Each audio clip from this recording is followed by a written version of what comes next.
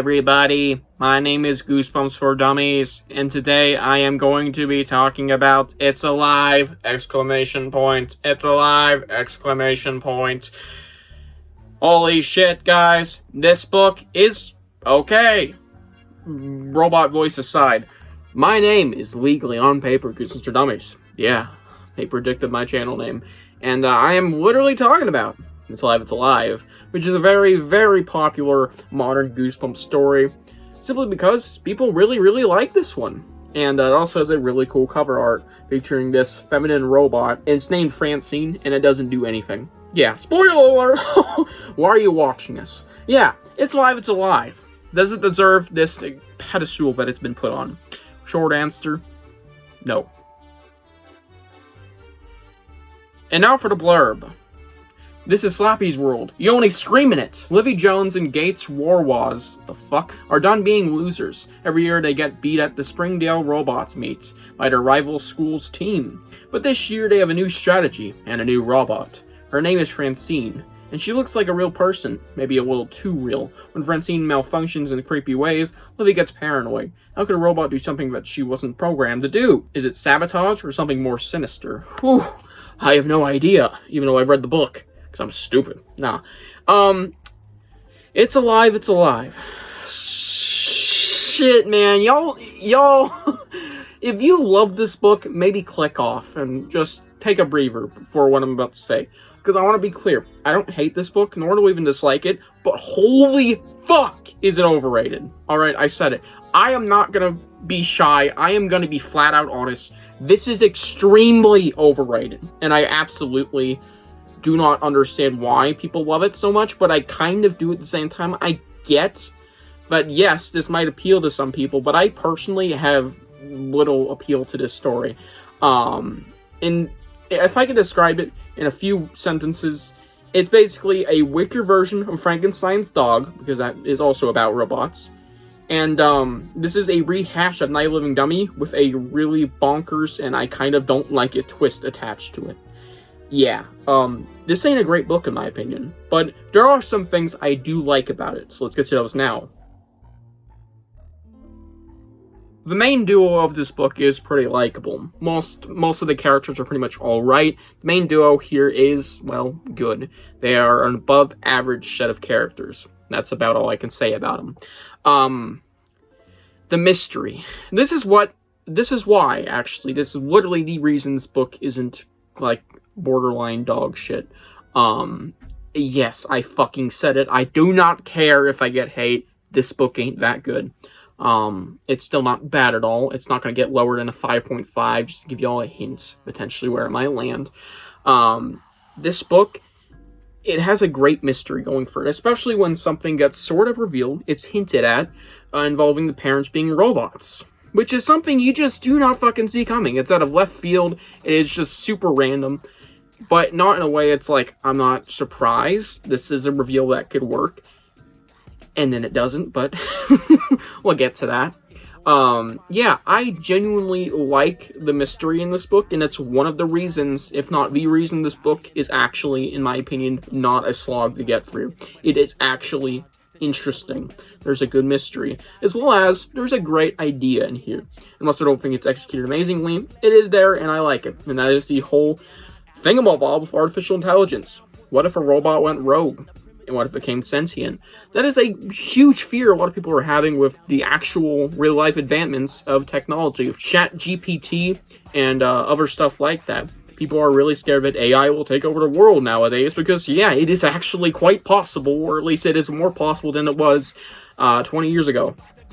Seriously, it is scary how fast AI is advancing, and this book really plays on that in a way that is not too terrifying for a kid's horror book.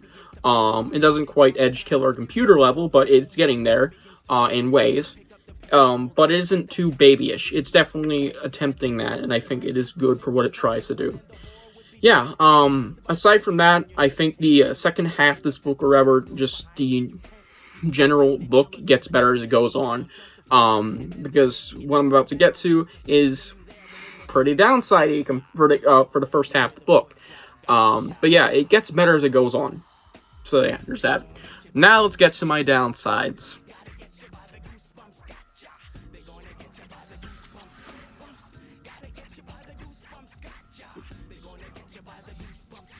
where do I fucking begin, right? I don't want to be this guy, but like I said, this is one of the most overrated Goosebumps books of all time. There you go. That out the way again. Why? Why do I think so? And let me just break it down to a multitude of things. First off, the biggest offender to it is the first half of the book. Let me make a comparison, right? Night of the Living Dummy 2. Not only do I also think that is one of the most overrated Goosebumps books of all time, I don't think it's very bad. I still rate this like 2.5 points higher than this. It is better because it has a better second half. But same thing goes for this. The first half is awful. I'm not gonna shy away from the truth, guys. The first half, the second half does not make up for it. Alright, it is a fucking slog of Night of the Living Dummy tropes. I'm not even kidding. It is a Night of the Living Dummy rehash, disguised as a robot artificial intelligence story. I am not fucking kidding. If this was a Slappy story, it would change absolutely nothing. Especially since Francine isn't even alive, so it was just fucking pranks. There were fucking pranks in this book involving Francine. She wasn't alive till the very end, too. Like, what the fuck? This is literally a Night of the Living Dummy story, disguised as a robot story, and I can't give it credit for that. That is fucking bullshit. It retreads a lot of ideas in the first half, and it's a fucking slog. Let me tell you, the only thing interesting in the first half is the fucking mystery, and that's how I actually finished this book. That's how I actually finished the first half. That is the only reason. It's the mystery. It kept me going, also because I want to make a review about how much I didn't enjoy the first half. Yeah, super overrated, but I get it, because, like, Dummy 2 makes up for a lot of the bad stuff in the first half of that book, but the second half. Only here, it does not. It does not. The reveals, the twist ending, which isn't really much of a twist, it's an add-on, I guess, and the fucking filler are all pretty fucking bad, alright? The reveal with the maid being behind this all, and the parents being sort of robots, it's so fucking dumb. Fuck that. It is not very good. Then there's a random, like, 20 pages of absolute filler, let alone excluding all the other filler in the book, because let me tell you, there's a lot of filler in this book, and that's why the first half is so fucking boring. There's a lot of things that don't make up for anything in the book. And not even just in the first half, in the whole entirety of it. There's a 20-page scene, or 15-page, I don't know how long. These characters just running around to get to point A to point B, where nothing changes. It's just filler. And that's in the climax, right at the peak of the story, apparently, when everything is revealed. It adds fucking nothing. And then there's the twist ending at the very end. It's bad. Yeah, it's pretty not good, you know.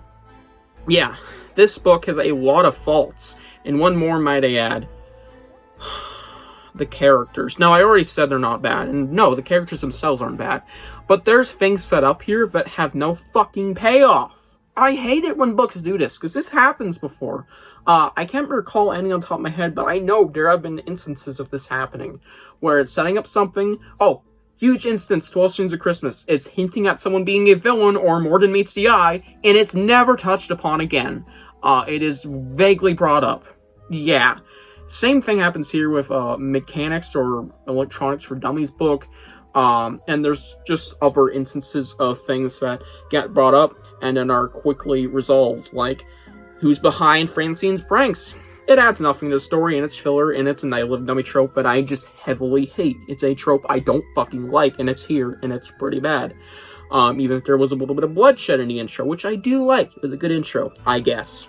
Even if it jumped into things way too quickly. Like I'm talking way too quickly. Yeah, this book really ain't the shit people are hyping it up to be, in my opinion, at least. I don't see how I can love this book when there's so much in here that I just generally don't like, with all the dummy tropes that you see in the first half of this book. The lies of Francine being alive, that was never true. It's a lie of a cover. She comes alive at the very end. Let alone there's a mystery behind Francine wanting to tell the main character something, which means absolutely nothing. Like, I want to know what Francine was trying to say. We never got to know, so pretty fucking bullshit. And yeah, this book has a lot of faults that I think people are ignoring or overlooking. Yeah. Quick side note from Alejandro here, I think it is complete bullshit that these kids are building fucking robots. Now, I have built robots before, pretty shitty ones, and not saying that I'm a genius, but it's extremely hard to believe that these 6th graders can build at least our main character, even with all of the fucking backup stuff with that, because it is somewhat enforced, but yeah, this is possible, which I'm sure it is. It's just like, really? Really? It's that possible? That these kids can build fucking Francine? That is stupid. It's just stupid, but I'm not going to deduct anything for it, but I wanted to mention it. It is bullshit. Let's move on to my score. I give this book a 6 out of 10. Now, this is a flat 3 out of 5, honestly, at stars. But I honestly don't think it's terrible. I think a lot of what I said in the upsides is good enough to add a decent amount of points in itself, and I want to be generous.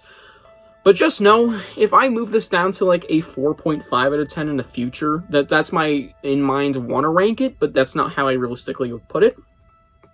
Don't be fucking surprised. Don't be surprised.